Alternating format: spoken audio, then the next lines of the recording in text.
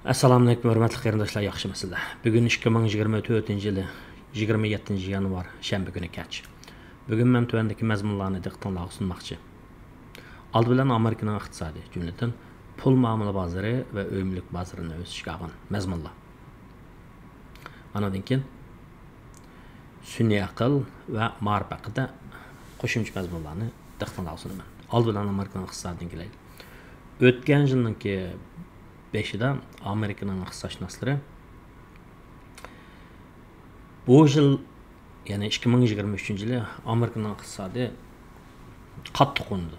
Yani o'sini o'stiravergandan keyin ishsizlik ortib ketdi. Amerika'nın iqtisodi shundan bilan chekinadi degan qiyoslarni qilishgan. Agar bu qiyoslar iqtisodşünaslarning kallasiga urib tepgan gap emas, balki Amerika'ningki yaqinqi zamondagi iqtisodiy tarixiga asosan bo'lib o'tgan ishlarga qarab turib sonliq ma'lumotlarni har xil modellar orqali mo'lcharlash ilib berib chiqargan manda bo'lib qolsa manda bo'ldi deganga o'xshash chiqargan qiyoslari reallikqa aylandi. Ya'ni mundaqcha aytgan vaqtda Amerikaning iqtisodi cho'kidi, ishsizlik ortidi degan edi, deyishgan edi. Shunaqa qiyos qilishgan edi. Chunki buni shunaqa unda bo'lmadi. Payciki buldu Amerika'nın iqtisodi milli daromad yıl boyu 3,1%lik surat bilan oshdi. Yani pul pahalılığının ta'sirini chiqarayotgan vaqtda paychiki bozorida ahvol yaxshi bo'ldi. Yani S&P 500 ga o'xshash ko'rsatkichlar 20% ko'tarildi. Bundaq aytgan vaqtda Amerika'nın payciki bozorida bir xil chap-chap bozor vaziyati borliq keldi deb qarayotdi ba'zi kishilar. Endi bu chap-chap bozor, kasat bozor degan hukm bor pay bozorida, pul muomala bozorida. Buning bir aniq bir tabiri yo'q. Ya'ni odamlar paycheklarni ilib uning olgan paylarninki qiymati 20% dan oshsa, chap-chap bozor agar algan paylarının qiymati 20%dan ortiq yo'qolib ketsa, qiymati to'lab ketsa, bu kasat bozor deb qarashdi odatda, lekin u bir-birisi bekitgan narsa emas. Ammo Wall ko'chasidagilar ikki xil posiyatda. Ya'ni paycheki tövellab bir nuqtaga yetib, anidan 20% o'sgan vaqtda buni chap-chap bozor deydi. Ba'zilar buni to'g'ri emas deb qaraydi. Ya'ni ma nuqtada bu 20% oshsa, asliki nuqtadan, yani bir nuqta yuqori nuqtaga yetib, shu yuqori nuqtadan yani 20% ortiq oshsa, bu chap-chap bozor bo'ladi deb qaraydi. Mayli qanday qo'lishdan qat'iy nazar, S&P 500 degan Wall ko'chasidagi kuzatuvchilar, analizchilar tayindigan bir ko'rsatkich S&P 500 ko'rsatkichi degan. Ya'ni Amerika paychiki bozorida pay bozorga qilingan 500 kuchli korxonaning payninki, yani 500 kuchli korxonaning umumiy bozor qiymatida nima shu. Shu shirkatlarning paylarininki o'sish tushish ahvolini kuzatib, hisoblab andan chiqardigan shunday bir ko'rsatkich bu. Yani bu ko'rsatkichda shu 500 shirkatninki bozor qiymati o'xshamaydi. Cho'ng kichikli o'xshamaydi. Har qaysi sohada bo'ldi, texnik sohasi bo'ldi, bank sohasi bo'ldi, uy mulk, masalan, material yoki ishlab chiqarish sohasi bo'ldi degandek. Shunday shirkatlar bor, 500 shirkat ichida. Bu shirkatlarni mundaq aytgan vaqtda shu pay ko'rsatkichni hisoblagan vaqtda, S&P 500 degan ko'rsatkichni hisoblagan vaqtda har qaysi shirkatlarningki har qaysi sohadagi o'rni, tutgan o'rni, bozor qiymati buniga qarab turib shu S&P 500 degan ko'rsatkichni hisoblagan vaqtda beradigan vazni, ya'ni g'irga sog'an vaqtda ig'irligiga qarab turib cho'ngroq vaznini qimmat verdigan shunday bir ahvol. Yani masalan hayvonlarni bir g'irga soldik desak, pil, at, kala degan o'xshash cho'ng hayvonlarning ig'irligi cho'ng bo'lgandan keyin ularningki payning qimmati masalan ularga yuqoriroq qimmat verdigan. Andan ba'zi kichik shirkatlar bor. Bu kichik shirkatlarningki bozor qiymati to'varak chumilga o'xshaydigan, masalan, qushqachga o'xshaydigan deganga o'xshash.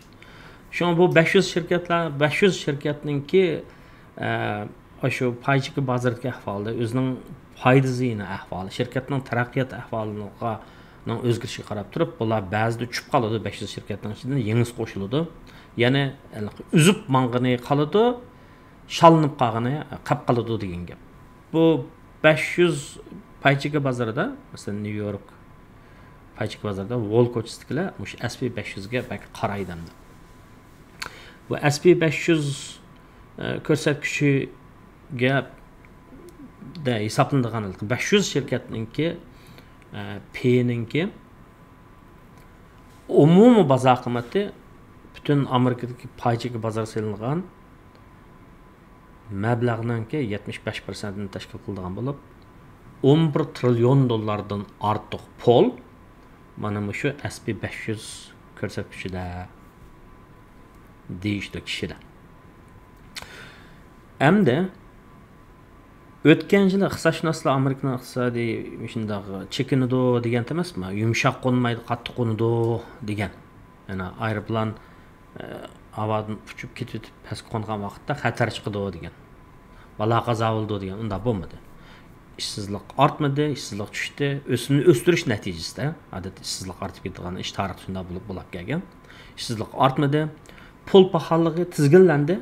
Bazı ösümünü östürüp basımı pul pahalılığı tizginlenmeydiğen şuldu. Mesela bazı devletlerde şundak ösümünü 30%, 40% çıkarsımı pul pahalılığı tizginlenmeydiğen iş. Adette tizginlendi. Lakin Amerika'nınki Merkezi Bankası'nın kullanılan tedbirleri özünün küçüğünü gösterdi. Yani önümlük oldu dediğin gibi.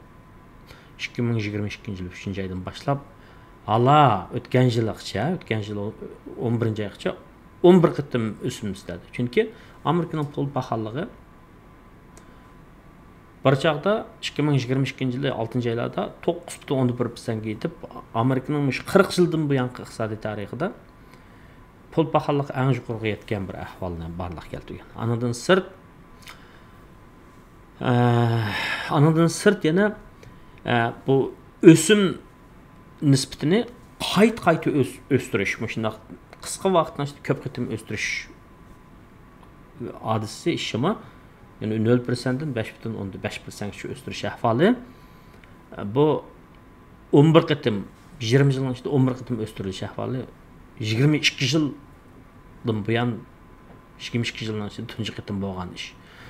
Tarixda burun shundaq o'simni o'stagan vaqtda iqtisod chekingan, ishsizlik ortgan ahvol bo'lgan. Lekin bu qitim unda bo'lmadi. Buning sababini men o'tganda tushuntirib qo'ydim, o'tgan qitim leksiyarimda. Bu to'g'risida qayta to'xtalmayman. Endi bu yilning kirishi bilan ikkinchi haftasi Amerikaninki paychika bozorida biroz tövellashib olgan. Lekin 1-19 kuni kelgan vaqtda, ya'ni ko'tarilish oldu. Ya'ni SP 500 ko'tarildi. Nima ish shundaq deganda, buning asosli sababi Markaziy bankining amaldorlari, masalan, Jeremy Powell o'xshash kishilar o'simni kesimiz degan gapni qilyapti. Undan sirt yana pul pahalılığı tizginlanyapti. Gerçi 2%lik nishonga yetmagan bo'lsa, 3% atrofida ishsizlik nisbati 4%dan tuban. Gerçi bazı şirketler adamlarni ishdan bo'shatgan bo'lsa, yani ishsizlik sug'urtasi iltmasgan adamlarning soni azroq oshgan bo'lsa, ama bu ishsizlik nisbatini o'stirayotgandek darajada pek ahamiyatli emas. Kishilarningki pul xarjlash ahvoli, ya'ni iste'molchilarning pul xarjlash ahvoli izchil muqimlikni saqlab kelmoqda. Ya'ni vabo mezgilida markaziy hukumat pul tarqatgan dedik. Shu pullar bilan xalqlar xeli boydagi isiq qolgan shu pullarni xarjlagan dedik. O pullarni tugaydi dedik. Lekin desa, lekin xalqning qo'lida yana pul bor. Ammo bir yaqinqi yuzlanish analizchilarning ko'rsatishicha, kishilar omonat pulni xarjlashdan inovatli qarshıdan pul xarjlaydigan savdo saroylari do'konlarga borgan vaqtda hozir narsani setib olib, keyin bo'lab to'laydigan shunday ahvolga ko'chayotgandek ahvol turibdi. Ya'ni bu Mana mushu xil ahvol 2024-yili iqtisodning chekinishini keltirib chiqaramo deb. Chunki innovatlik qarashidan xajlagan pul hozir molni olib, asta-asta bo'lib to'lashning hammasi qarz. Yo'q pulni xajlaganga. Buni xajlik uchun cho'qim to'lash kerak.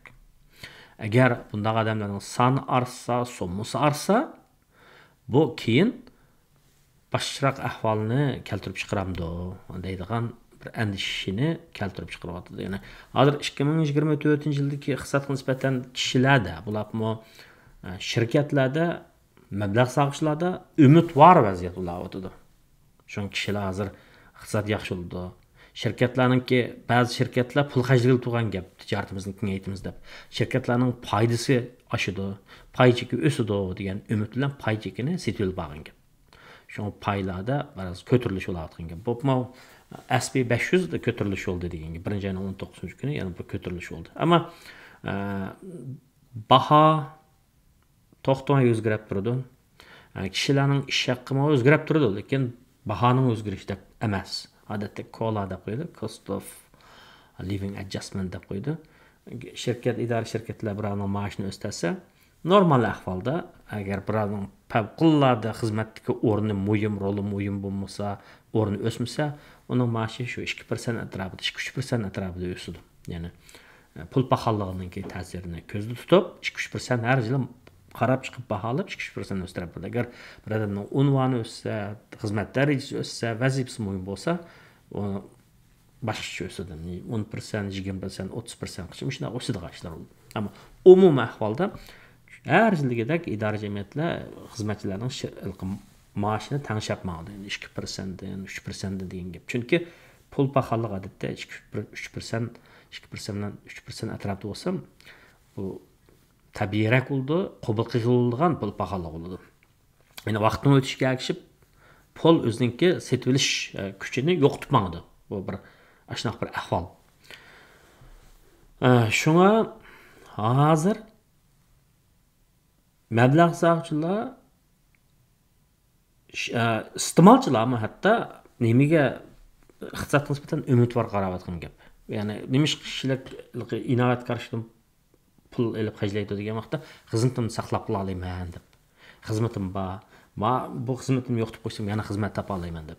Chunki vabo mazgilda ba'zi odamlar haqiqatan ba'zi sohalarda emgakni aytdi, qisqalab ketdi-da. Masalan, Dunkin Donut degan qahvaxonadami men shunda ko'rdim vabo mazgilda. Soatiga $17 maosh beramiz. Bu shtatlar belgilagan eng tuvan ish haqidan yuqori. Andan keyin o'qish pulga ishlab pul to'lab beramiz.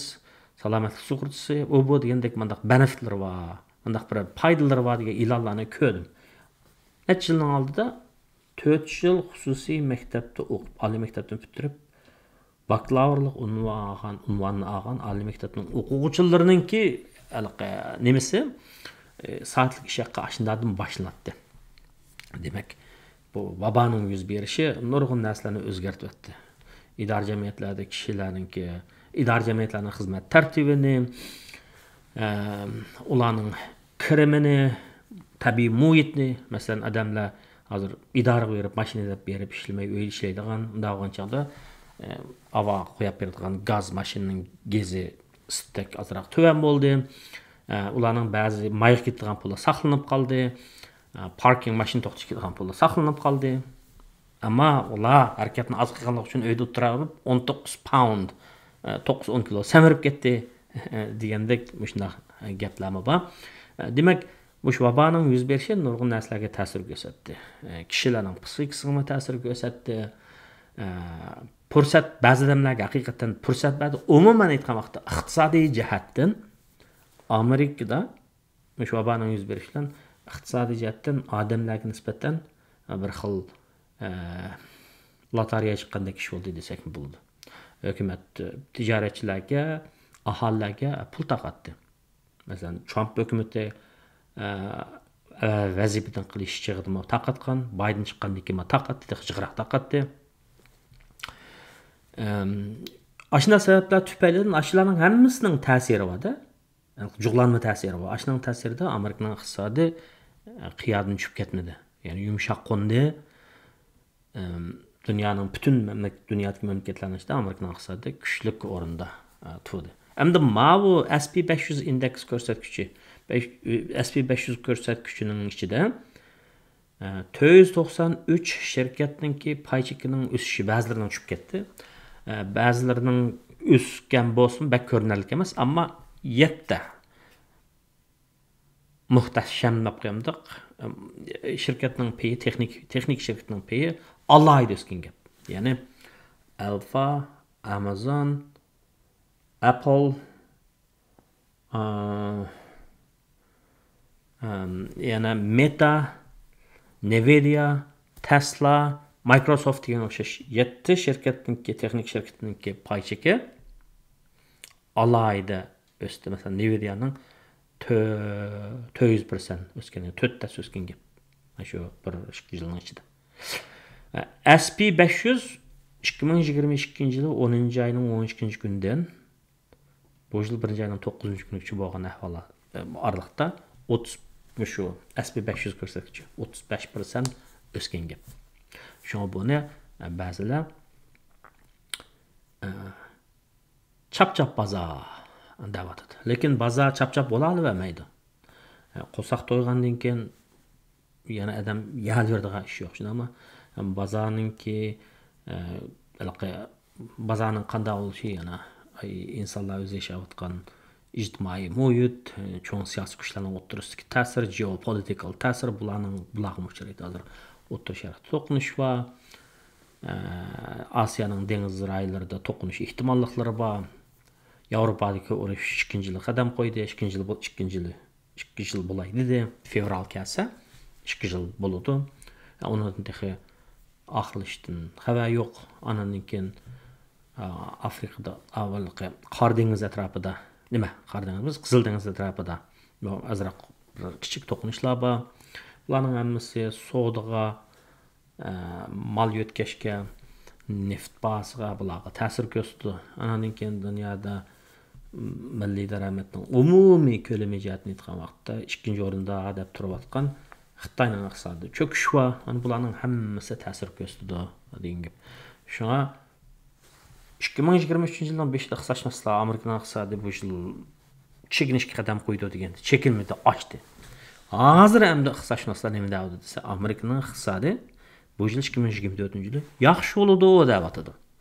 O'ylagandek bo'lamdi yoki uning aksi bo'lamdi, nurg'un omillarga bog'liq, nurg'un o'zgargichi omillarga bog'liq. Shunga uning hozir bir nima deyolmaymiz. Yaxshi bo'lsa yaxshi deymiz. Ya'ni biz dunyoga tinchlik deymiz, insonlarga o'rlik deymiz, insonlik deymiz. Hech kim hayotda bechoralab qolmasin, zulm chekmasin, nomratlab qolmasin, yo'qsizlikning dardini tatmasin deymiz. Tushunaman? O bizdagi insonlik tilak. Xo'sh. Bu hamda iqtisodiy jihatdagi pay cheki bozoridagi ahvol, pay cheki bozoridagi ahvol. Endi mishadi men Bitcoin'ning ETF taqaldi. Mush to'g'risida so'zlab qo'yaymi, so'zlab qo'ymaymi? Eng yaxshisi bu to'g'ri so'zlamay o'tib ketay. Bitcoin'ning ETF to'g'risida buna nisbatan nihoyat cho'ng umid var qarashli bor. Lekin uning xatiri bor, xatiri. Shuni so'zlab berayotganda uni so'zlamay chunki sözümden beşide bu doğrusu sözleyim demektim.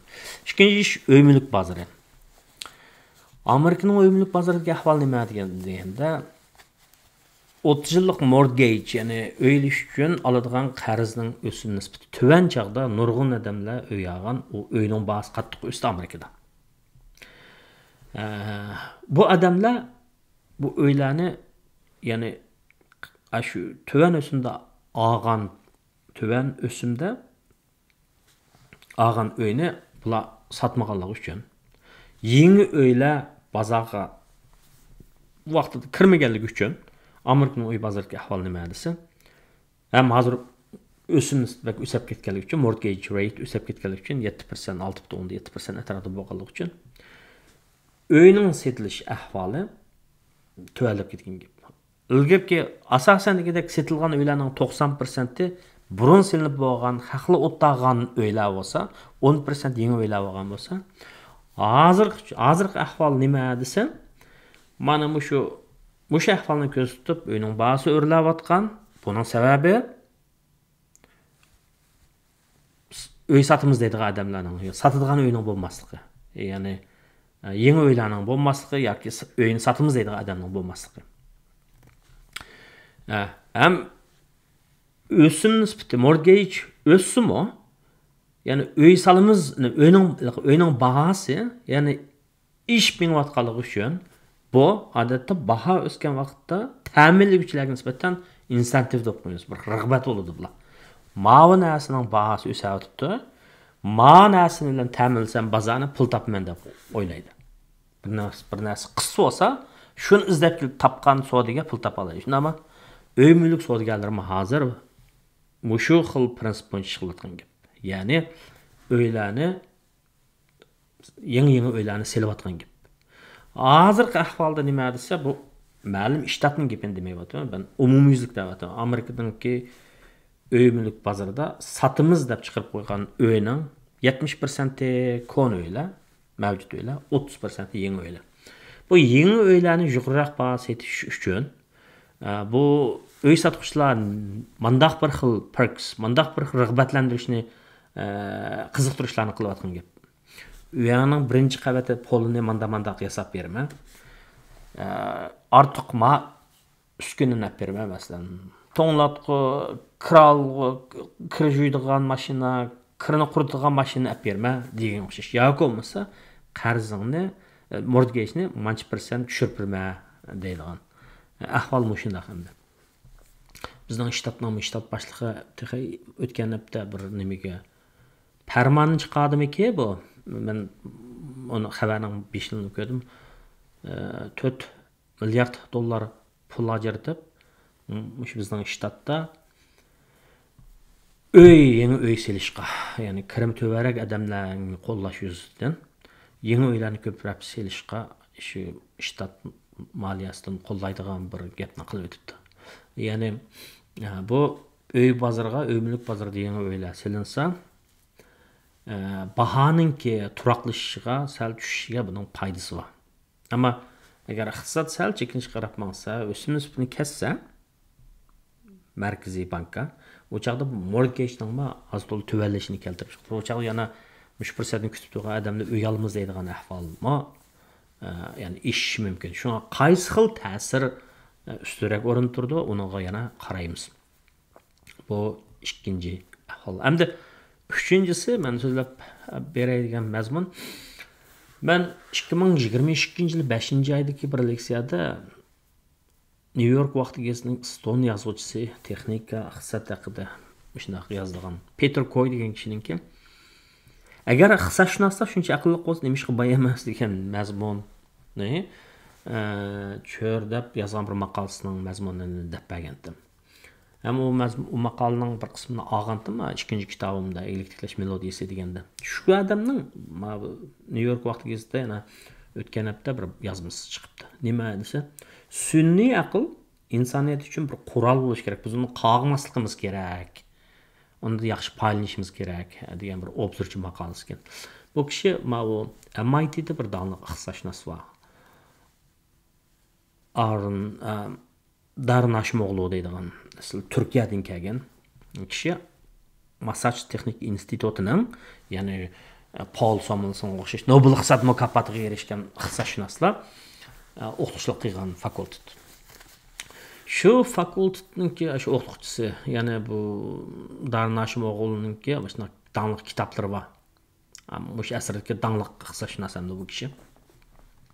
Ya'ni davlatlar nima ish qilmoqlik bo'ldi degan kitobi bor. Nurun eserleri var mı? Danlık iqtisodshunos. Şu adam mandaq bir nimini bir project, bir türünü, tadqiqot türünü tuttu. Yani sun'iy aql kelgusidagi xizmat muhitini qanday o'zgartirdi? Shuni tadqiq qilgan. Ba'zi 2778 mushu sohadagi tadqiqotchininki e'lon qilgan tadqiqot natijasidan qaragan vaqtda mandaq natijaga erishgan gap. Hozir odamlar qilgan xizmatning 10%ni 2027 yil qilgan vaqtda sun'iy aqldan foydalanib mashina odamni egallab ketadi. 2047 yilga borgan chaqda hozir qilayotgan xizmatning 50%ni mashina odam egallab ketadi. Unda bo'lsa bu nurg'un bir andishlarni paydo qildi. Birinchisi, Sunniy aqlning qandaq maqsadda kimlar tarafidan ishlatilishi bir gap.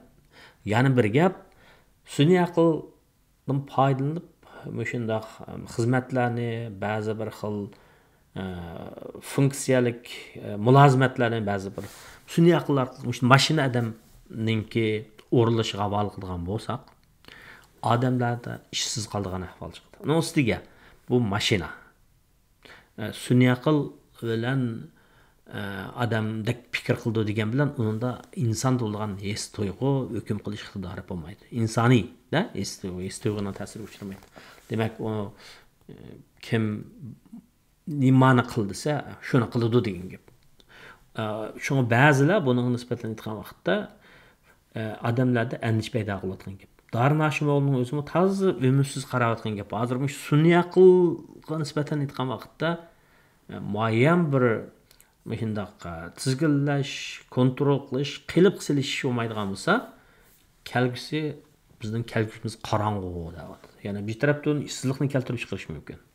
Bir tarafdan odamning aqli yetmaydigan nachar ishlarni paydo qilib qo'yish mumkin ba'zi zo'ravon kuchlar, diktator kuchlar, qora guruhlar yoki nachar past odamlar sunniy aqldan foydalanib odamlarga jamiyatga askil qilib qo'yish mumkin. Hatto shu internetninki shu mavjudligi taraqqiyotiga diqqat qiladigan shuni ko'zlaydigan bir o'rinning mas'uli nima degan gap desa. Shu internet paydo bo'lgandan keyin insonlar uni yaxshi narsaga ishlatmay, yomon ishlarga ishlatib internet texnikasi. Mana hozirning bizning ko'rayotganimiz bo'linib ketgan jamiyatlar bo'layotdi deb. Bir qarasak, ma'lum menda aytganimda o gapning asosi yo'q emas. Odamlarda nurg'un psixikalik masalalar bor. Ya'ni aqliy telefon o'rganib qolgan, ijtimoiy mediaga o'rganib qolgan, anandan keyin insonlikdan yaqilishadigan xohishlar ro'yiga sal ko'rilayotgan. Shunga albatta psixik doktorlarninki bazara oqudunda bo'lsa, shunga maxsus Harvardning sistemasida shundaq media aloqador kishilarning sog'lomlik munosabatlik tadqiqot o'rinlari va millionlab pul xarjlab shu yoshlar, bolalar mediaga bog'lanib qolsa, qandaq ularning qandaq ta'sir bo'ldi, sog'lomlik jihatdan, ro'y jihatdan qandaq ta'sir bo'ldi deganni tadqiq qildigan. Shu sunniy aqlga nisbatan aytgan vaqtda hozir bir xil andishi bor. Darin Hashimoğlu'ga o'xshash shunday odamlar ba'zi narsalarni bilmasa demaydi bu gapni. Ammo buning nisbatan umidvor qaraydiganlar bor. Masalan, Mark Zuckerberg, Facebook yoki Meta'ninki nimasi, quruvchisi, u odamlarga xizmat vaqtini tejab berdi, nurg'un ularga vaqt chiqdi, sog'lomlikqa foydali, oilasi bilan birga sarf qilgan vaqti yaxshi bo'ladi deydigan qarashlarmi bor. Bu to'g'risida yozgan kitobimda yozgan nimani bu maqolani men o'qimadim-ku. Lekin men Peter Koyning maqolasida shu ikki xil qarashdagi odamlarni olibdi. Ansirash xarakterdagi, ayblash xarakterdagi, anandaki yana birisi umidvor qarashdagi, shu xil qarashdagi. Umidvor qarashdagi deganimda ba'zilar deydi ekan, bu sunniy aql orqali ba'zi ishlarimizni qilg'izsak, masalan ba'zi kirimi to'van odamlar nemisini qilish uchun, hayotini qamdash uchun bir necha xil ish qilishga to'g'ri kelgan. Bularning xotin bolalar bilan sarf qilgan vaqti, ularning ahvolini so'ragan vaqt tuzuk chiqmaydi ekanda. Jamiyatlarda bor bunday odamlar. Chunki kirim qatlama bo'ldi emasmi? To'van kirimdagi, o'ttir qatlamdagi yoki alloq sahadagi, ya'ni yuqori kirimdagi degan o'xshash. Ularning ba'zilariga foydali bo'lishi mumkin deb qaraydiganlar bor ekan. Ba'zilari uchun masalan uyning ishlarini qilishda kiyim qatlashdan tortib boshqa ishlarni qilishga qadar hatto uyning oldidagi o'yla oromlarni tozalashgacha sunniy aql orqali mashinaning kuchi bilan qiyildi, odam ketmaydi deb. Ba'zilar ash soatdagi odamlarning xizmatini o'g'irlab ketadi deydiganlar bor. Ammo men Peter Koy nima deb desa, hey, bu sunniy aql degan insoniyat aql parasining javri, shuning natijasi, shundan paydo bo'lgan texnika. Buni biz o'zimizga yaxshi hamkorlashtiruvchi qilsak bo'ladi, hamkorlashib qilsak bo'ladi. Bundan foydalansak bo'ladi, bundan qag'ab jumay buni. Bu bir qurol. Qurolni yaxshilasak bo'ladi degan qarashdi ekan. Demak, hozirgi mavjud sun'iy aql to'g'risidagi sun'iy aql to'g'risidagi har xil shubhalarni, umidvar qarashlarni ularni o'tirib qo'yapti. Men ko'pchilikni bilib qolsin dedim. Sabab nima desa, 2027-yilga necha yil qoldi? Hozir 20 necha yoshli odamlar 3 yildan keyin 30 yoshga kirdi degan gap. Bu yana 30 yildan keyingi ahvol bizning avlodlarimizga, bizning navralarimizga ta'sir ko'rsatadi. Shu jamiyatni xuddi internet bir xil poyez jamiyatimizni insoniyat jamiyatini o'zgartgan nurg'un narsalar bor. İnternet deymiz, tok deymiz, shunami, andan keyin poyez deymiz. Shunga o'xshash nurg'un narsalar. Sog'lomlik jihatdan aytgan vaqtda bakteriyaga qarshi antibiotik dorilarning kashf qilinishi deymiz, insonlarning ömrini uzartgan. Bu shunday narsalar bor, texniklar bor. Texnikadagi o'zgarish, yuzlanish jamiyatni, odamlarning o'y fikrini, turmush odatini andan keyin shu davlatlar o'rtasidagi munosabatni hammani o'zgartib menayotgan gap. Sun'iy aqlni o'sha yana bir Amerikaning o'rta qismidagi go'sht qochilaydigan bir shirkat davlat mudofaa qismlariga ishlatilgan bir texnikani ishlatib, shu o'zining zavodida ishlaydigan odamlarningki xizmat vaqtida zada qanchalik vaqtni bular ishlamay boshqa ish qildi deganni kuzatadigan bir texnikani ishlatib qo'yapti ekan. Qo'rqinch paydo qilayotgan gap ishchilarda uchun, o'sha ishlaydigan odamlarda. Demak, bu sun'iy aqlningki qanday ishlatilishi odamlarga nisbatan qo'rqinch silvetadi degan gapni debdi. Ammo Peter Koyning asosiy ideyasi nima desam, u bir texnika bu. İnsanlar o'zi ijod qilgan. Shuni biz qilib qilsasak, qonun tuzum orqali, andan shirkatlarni mishna bir sun'iy aql orqali texnikani qo'llanadigan bir ish bo'lsa, shirkatlar ishchilar uyushmasininki vakillaridan ko'rishib batliq, ishchilarninki, xizmatchilarninki manfaatiga daxl qilmaydigan mishna qilsak, ya'ni qonun orqali bu ishlarni tartib solsak, bu yaxshi ish deydigan mishna bir qarashni debdi. Ya'ni ümidsizlikka qarshi sal umidvorlik qarashdi. Buni bilib qo'ying dedim, chunki bu sun'iy aql bir cho'ng bir texnika, bir cho'ng bir yuzlanish. O'tganda Mustafa Sulaymonning bir kitobi nima deb berdim. Mush kanalda deb berdim. Ammo shu hozir sun'iy aql shirkatlariga silingan mablag' machiq, buning paydimi o'sishuladi, tushuladi. Lekin bu bir cho'ng yuzlanish. Buni bilib qolganimiz yaxshi. Andan axırda men ma'rif to'g'risida bir so'zlab beray.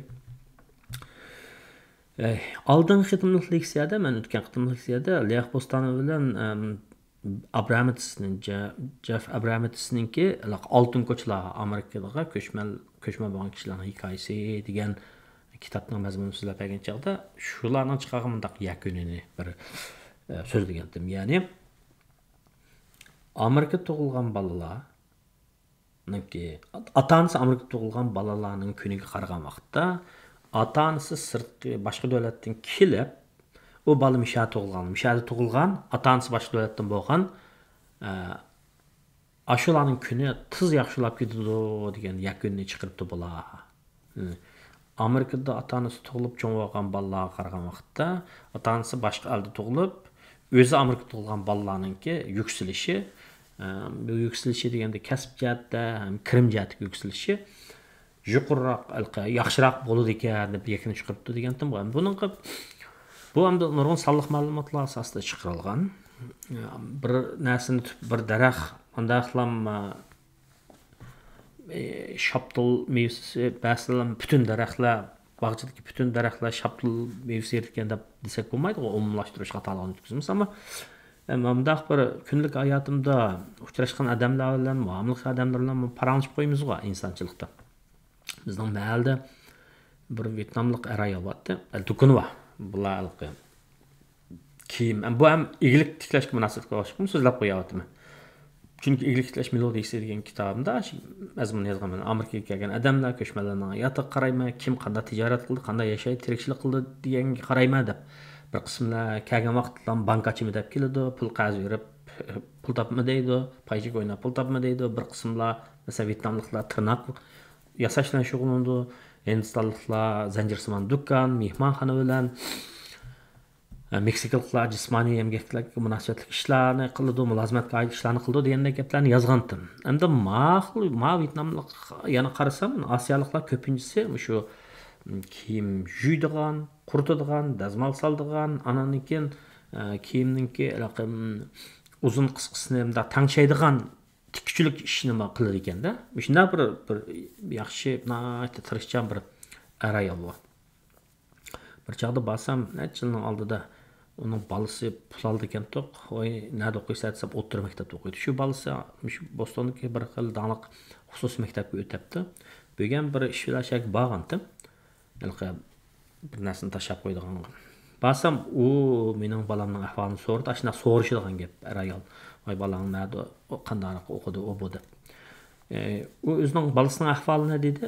Bir o'g'lim matematika o'tganini uni bilatdim. Ama o'zi nemiga bu yil 5-oyda o'qish bitirdi. Bir yildan keyin matematikadan chiqib, muhit kasbiga almishdi ekan. Hozir praktikani o'quvchilab ishlayotdi. Uyda o'tiriblar. Soatiga $33 pul berib so'yinib ketibdi ayolchi. Nayt so'yinib ketibdi. Masalan, bir paltoni yuvib, dazmol silib, pakinga $10 oldi o'zi. Uning qanchalik vaqt ketdi uni balkim soat bir saat vaqt ketamdi, yarim saat vaqt ketadimdi demakchi. O'g'lim shundaq ishni qilibdi. Andan ikkinchi o'g'lim bordi, bak aqlliqdi deb, uni bir danliq xusus maktabga o'tibdi. Ikkili o'g'li bor. U psixologiya o'qiymi deydi. Senanchi shuni o'qisa bo'lamdi deydi. Voy, o'qisin. Hozir jamiyatda psixikasini chataqchi odamni jiq doktor o'qisin, PhD o'qisin. Mana maktablarning psixologiya programmalarining PhD'si yaxshi. O'z oldiga bir nima ocha oladi deb ozroq gaplarni qilishdik. Ayolchikisi shunday tirishchan kishilarda to'xtamay ishlaydi. Men berib nima qilib qo'ydim, paranjib qo'yatdim. Hamda shu ikki bolasini xususan shular kiyim yuydigan, kiyim tikadigan ishni qilib, ikki bolasini xususiy maktabga o'tkazibdi, ikki o'g'lini uchun. Hamda ashi bolalar xizmatga chiqiblar, az kundan keyin 6 xonalik maosh oladi, yaxshi tarbiya ko'rdi. Demak, ota-onasininki inglizchasi yomon emas hamda shu ish bilan kelgandan bu yerda shu ishni qilib, shu bolalarni yaxshi o'qitibdi. Bu Eliqi Liyaq Postani yazgan kitapdaki aşına misal oldu demekçi ben şundan misalda. Bunun ballarının ahvali tabii yaxşı oldu. Ben bir oğlunu kögendim. Şuna yavaş bir taraftan pul deb turib, bir taraftan kitap qaraydigan baltıcı. O oğlu o'qishib bitirdi ekan. Yani bir oğlu psixologiya o'qiydi ekan hamda. Va shuni o'qisalam sendan chiqanda undan yaxshi o'qisin, doktorni o'qisin, doktorlikni o'qib etsin. Yaxshi oldu dedim. O ayol ikkisi shunday xo'shib ketdi, bolalardan faxrlandi ekan, suyundi ekan, albatta yaxshi o'qibdi. Anadan keyin yana vabo yuz berishning oldida bir umoq bir buvayvatdi. Muloyim, chiroyli mehribonlik yaxshilik chiqib turadigan bir buvaydi, satrash buvaydi. Men burun shu odamdan qarab choch saqlimni oldiratdim-da, paranglashib qo'yatdim ki Amerika to'g'risida asli kelgan yeri Gretsiya, 71-yil kelibdi ekan. Chunki 71-yil men kelgan chaqda meningki shunday bir tag'am batdi Bostonda satrashdi deydi. Shu satrash kam deb shu chaqda menga teknama men vizilib kelib mishaga satrashlik o'ynurim bilan shu Amerikada qolib qolgan deydi. Shu kelib andan keyin 5 yil turib ozroq pul topib Gretsiyaga borib, yaxshi ko'rgan qizim bilan to'y qilib, mishaga kelib, farzandlik bo'ldim, oilam dastlabda yana bak yatsirg'andi, hozir ko'nab ketdi. Deb shunday qiziq gaplarni deb beradi odam bilan men mo'ndi shu bu qilib qo'yatdim. Shu odammi shu o'zining tirishib ishlash orqali satrashgandan topgan pul orqali atrofdagi bir ishga uyni olib qo'yganini, ijaraga berganini, menga deb berdim. Undan yaxshi kirim qilganini, ma'lum necha millionga uyning necha millionga yaraydiganligini deb berib, undan keyin navralarninki ballarının, andan nəvrilerininki nimelerini gösterdi de bana alaqındaq resimlerini. Mişna statiraşlıq durup ballarını okutkan, ma oğlum advokat oldu, onun ma kızı bek onda okuydu. Bula öyle Gırk tili sözleşeleydi degендek, mişna geplerini qıp bergendi de. O keyin ma vaba mezgilide şu nime bulap, kovdulap qılıp keyin dukunni taqib etipti. Demek etrafımızda şimdi alaqan adamlarning içinde paranlasaqmı nurgun närsini bilimiz. Aşı bu vayımı Amerika toğrusida, Gırsiya toğrusida, hayat toğrusida, yaşlıq toğrusida, vaqt toğrusida aşındaq närslarni aşındaq sözləp berdigan. Men paranlasasın ayda dostanlıq bilan aşındaq sözləp berdigan. Şu bu vayımı özünün ballarının satrançlıq qılıb ayalı asasen işlemepti. Satrançdan tapqan pulu bilan özü yaxşı muamele qilgan ekan adamlarga. Nait aldıraşdı şu, aldıraş. Aş ballarını okutup, aşındaq yaxşı xizmetler görüp. Demek şu bu ayma, şu gününü, ballarının gününü aşındaq favqulada yaxşılap ketken gep. Demek bu nimeden derek berdi dese, dastlabda bir yer köçme bulap kelip turuş nurgun adamga bizgil emas, nurgun adamga tas özünün vatandan ayrılıp orada tuqqanlardan, ata-anasından, söyümlük adamlardan ayrılıp. Ama kəlgəndən keyin hem de kendine yanmay şu alda qarab meniş gerek. Meyli iyilikləş olsun, ticaret qilish olsun, işləş olsun, salametlikni yo'qotmagan ahvol ostida. Anadan keyin farzandlarga cho'qim mablag' silish kerak. Amerikada oliy maktabda o'qish qimmat, tas, ammo o'qish mukofotiga iltimos qisildi. Ba'zi o'qish mukofoti kirimga qarab bo'ldi. Ballarımızı çoxum oxutuşumuz gerek. Amerika'dan ösüvatqan boğullarımız, yaşlarımız kereklik olap qaldı. Talantlıq, aqıllıq ballar çıxıb etibdi. Ama körəb turatıma, söyünümü, xoş olumı, ilamalımı. Kanadadan gibi aqam sayılarının içinde men oqub qanun kasbiga kirganlar var. Qanun kasbiga kirib, advokat oldu. Ola adalet üçün sözləydi. Keyin millet vekili oldu, parlament a'zosi oldu. Sot sahasiga kirdi, hakimiyet qatlamlarga kirdi keyingi kunda. Buni tarbiyalasak, yaxshi gaplarni qilsak bo'ladi. Shu iliqi kitobdagi, Leopoldning kitobi deb aytdim, bir Meksikalik bala ota-onasininki Amerikaga kelib, ispan tili o'tish munosabatidan shakkab qilib o'qib, oxirida Amerikada yuqori sotninki sotçusu olgan ahvalını dep berdim. O demek bu yerlerde şu fursatlarga to'lgan bir jamiyat bu. Tirishchan adamga, ishini yaxshi qilgan adamga, ballarini yaxshi tarbiyalagan adamga nisbatan aytgan vaqtda fursat nihoyat to'lgan. Shunga buni anglaydiganlar gapni ba'zilar balkim tanlab anglaydi. Mushu narsaga bir ahmet verip koysak yani bizden Uygurlarning içinde ma'rifatparvar kishilarimiz var. Yakın ben bir aqam sayımızda köreştim. Başka devletden kelibdikan balası mishada o'qiyotdi. Qizini o'qitayotgan. Yaxshi, xo'sh oldum demişkin desa, tapqan tüpkünü bilan ballarını o'qitgan, qizlarini o'qitgan ata-onalar haqiqatan sharaflik, noch ata-onalar. Nihoyat xo'sh oldum. Aşındaq bir ma'rifat mablag' salgan vaqtimizda, ballarimizni o'qitgan vaqtimizda, ularning fikri, nazar doirasi kengaydi, bizning muhabbatni ko'rdi, his qildi. Ma'bud va adamlardan cho'ngildi. Shuning bilan ham yashayotgan jamiyatga to'p qo'sha oladigan adamlardan bo'ldi. Chunki adam yaxshi bo'lsa, oxirgi hisobda o'ziga yaxshi. Asli olgan adam hamon oxirgi hisobda boshlarga asl qilgan bilan o'ziga qaytib keldi ishlarchi. Tushunami? Shunga men bu kirish, yuyish, qatlash, dazmollash, tikish do'konininki umuman bir egilikda ashula shu ishni izchil qilib adam ishlatdi.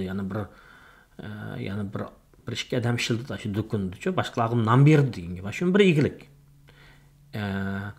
Aniki ma satrachi o'yinning hikoyasini deb berdim. Kelgan ota-onalar dastlabda shunday asl jafolarni tatimiz, ama ballarimizni yaxshi tarbiyalasak, o'qitsak, ularning qanot chiqarib uchishiga rahu desak, Odiqimiz chiqdi. Mushu gaplarni deb beray dedim. Rahmat sizlarga.